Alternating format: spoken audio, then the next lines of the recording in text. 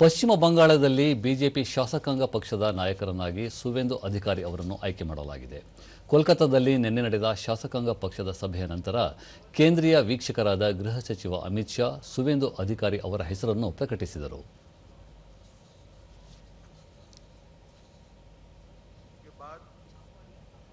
दूसरे नाम के लिए भी सबको समय दिया गया, पर्याप्त समय दिया गया, मगर कोई दूसरा नाम नहीं आया है। इसलिए केंद्रीय पर्यवेक्षक के रूप में मैं श्री शुभेंदु अधिकारी जी को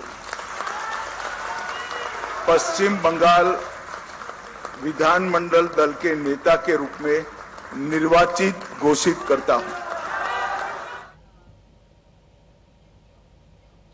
ಈ ನಡುವೆ ನಿಯೋಜಿತ ಮುಖ್ಯಮಂತ್ರಿ ಸುವೇಂದು ಅಧಿಕಾರಿ ರಾಜ್ಯಪಾಲ ಆರ್.ಎನ್. ರವಿ ಅವರನ್ನು ಭೇಟಿ ಮಾಡಿ ಸರ್ಕಾರ ರಚನೆಯ ಹಕ್ಕು ಮಂಡಿಸಿದರು. ಸುವೇಂದು ಅಧಿಕಾರಿ ಮುಖ್ಯಮಂತ್ರಿಯಾಗಿ ಪ್ರಮಾಣ ವಚನ ಸ್ವೀಕರಿಸಲಿದ್ದಾರೆ.